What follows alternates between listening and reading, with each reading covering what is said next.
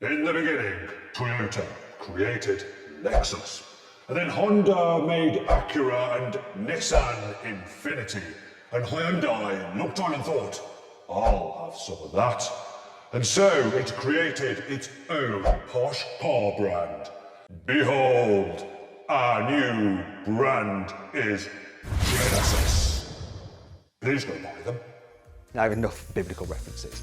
You see, Genesis has been around in South Korea, North America, the United Arab Emirates and Australia for a while now. But it's finally coming to Europe, and that includes the UK because we are still part of Europe.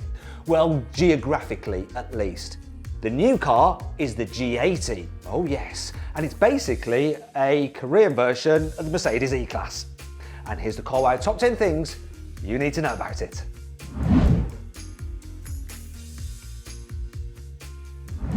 Now I said the G80 is a bit like the Korean version of the E-Class, but looking at it, it sort of reminds me a lot more of the Audi A7 Sportback, that sloping design, and also the design of the lights and the way you've got these horizontal lines and the LEDs in the front headlights as well.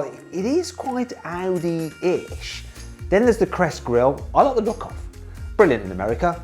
Not so much in the UK though, because we're going to put a big number plate on the front and it'll just ruin it. In fact, if you look at the grille and the Genesis logo, it kind of reminds me a little bit of a Bentley. But that's probably not a coincidence. You see, the guy that designed the G80 also designed the Bentley Continental GT. And before that, he designed the Lamborghini Gallardo. So, click on the pop-out banner up there to vote which you think looks the best. The new Genesis G80, the Lamborghini Gallardo, or the Bentley Continental GT. Yeah, it doesn't seem fair, does it? But I don't care. It's my show, my game. Play. The new G80 gets a huge central touchscreen. It's actually 14 inches diagonally, which is the way you measure touchscreens.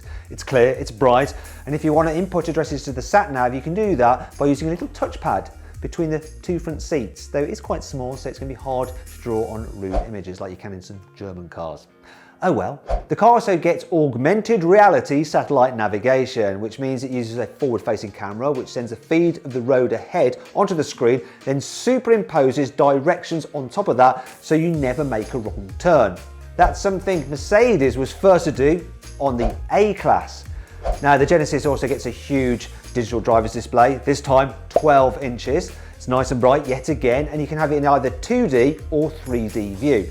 It also changes colour depending on what driving mode you're in. So it goes red if you're in sports mode, obviously, then a yellowy orange in comfort, and blue if you're in eco mode. Though I don't know why people use blue for eco, because surely it should be green. There is one thing that annoys me though, it's the Rev Counter that goes backwards, just like on BMWs. In fact, if you want to see my full in-depth video review of the new BMW X6M, click on the pop-out banner up there. Everyone wants to connect their devices to their cars these days, and the G80 will be no exception. So you'll be able to use your virtual digital assistant to preset the car's temperature, so when you're leaving the house and get into the car, it's at the right temperature for you. And it should work in reverse, that you can be driving home, set the temperature in your home so that when you actually go through your front door, it's at the right temperature there as well. So you never have to worry about being at the wrong temperature. Oh, poor humans, eh? And then there's some other features that are available. So you can actually pay for fuel using the car's infotainment system. You just press a few buttons when you're at the pump and it'll pay. Now this is only available in South Korea at the moment, but they look to extend it to the rest of the world. Then there's some other features as well. For instance, you'll be able to use the car's surround view cameras to send live feeds to your phone, so you can see if someone's getting a bit too close to your pride and joy. And if they look really weak, you could go out and confront them and make them go away. Though if they look big and scary, you could just kind of cower in your house and maybe call the police, go, please come and save my car. And if you're in the UK, obviously the police won't come, but you can give it a go. Inside, the new G80 is fairly plush. There's lots of wood, leather and soft touch materials. Plus you can spice things up a bit if you want to by adding some styling packs, which includes stuff such as special stitching on the seats and a two-tone steering wheel. Also, I like the way the dash has been designed, the way you've got that central vent with the infotainment screen above it and then the climate controls below it. It all looks fairly smart. In fact, it's a far cry from the Hyundais of the olden days. I mean, I remember the Hyundai Pony, it was awful.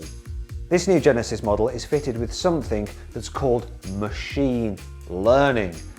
Does sound sort of frightening and may end up in some kind of like Mad Max dystopia, but what it really means is that the car can monitor your driving style and it will learn how you drive and try to apply that style to the cruise control system, which seems like a good idea. But what happens if your driving is really bad? If you're a tailgater or you speed or you do dangerous maneuvers, I'm assuming that it's not going to pick up your bad habits.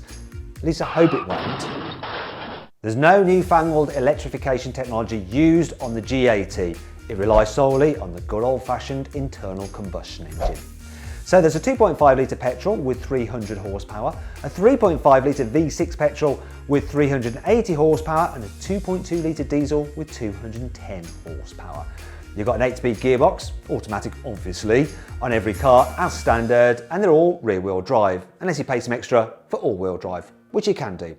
Now, because there's no hybrid or electric powertrain or anything like that, economy isn't great. So the petrol V6, you're looking around 20 miles per gallon out of that, and the diesel around 40. Not brilliant. However, what is brilliant is the suspension setup.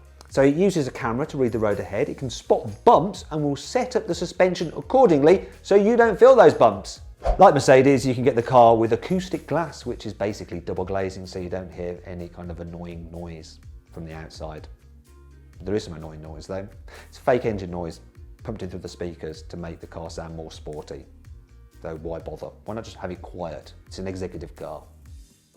As I said at the beginning of this video, the G80 hasn't yet been confirmed for the UK, even though it's probably likely to come. So that makes it a bit harder to predict the pricing. In Korea, it's going to cost around £35,000. When you think about the starting price of an E-Class over here in England is £39,000, I reckon the G80 is going to be about £37,000, which may seem quite a lot for a Hyundai, but try not to think of it as a Hyundai. Think of it as a Genesis in the way that you think of a Lexus as being different than a Toyota. Okay? You know when you go for a long drive, and it doesn't matter how comfy a car seat is, because you just sat in the same position for so long, you do get a little bit achy after a while. Well, this shouldn't be a problem in the new G80, because its front seats have something called ergo motion, which sounds like something that would make you go to the toilet. But what it actually is 7 air bladders in the seat which constantly move and adjust to keep you active while you're driving, so you shouldn't have the aches and pains that you'd normally have in other cars on longer journeys. This new Genesis has all the latest driving aids. So it's got adaptive cruise control, which will keep you a safe distance from the car in front. It'll automatically steer to keep you in lane. All good, all quite common, but it'll also change lanes for you automatically if you use the indicator. You don't have to do anything, it'll do the rest. And when you need to come off at a motorway, it'll steer you off and slow you down. It'll even slow you down if you approach a bend. All good, all clever. What's even more clever though is the fact that its headlight system can be on main beam, but oncoming drivers only see it as being on dip beam. No idea how it does that, but it does that apparently. One other cool feature is the fact that the car can park itself without you even having to be in it. You just get out, press a button, and it just does its thing. Easy. The G80 looks just as nice in the back seats as it does in the front. In fact, the seats themselves are very similar to the front seats, and they can recline and they can slide forwards. They're fully electric, obviously. You also get rear infotainment screens, your own climate control there in the back. All very, very luxurious. In fact, in the rear, it's a bit more like the Korean version of the Mercedes S-Class rather than the E-Class. There are some small problems though. For instance, the middle seat is tiny. You're never going to want to sit there. And because you've got the electric operation of the seats, you can't actually fold them forward to load larger items into the boot. Still, at least the boot can be opened and closed remotely. So that's some saving grace. Okay.